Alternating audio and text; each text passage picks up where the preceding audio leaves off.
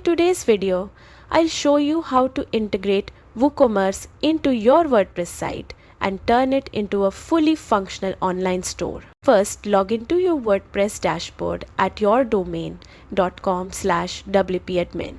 From the left sidebar, go to Plugins and click Add New. In the search bar, type WooCommerce and look for the official plugin by Automatic. Once you find it, click Install Now.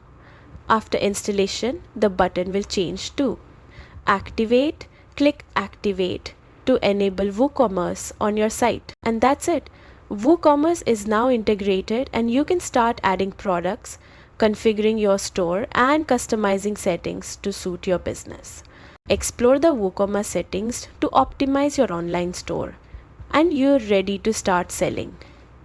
Thanks for watching and don't forget to like and subscribe for more WordPress tips.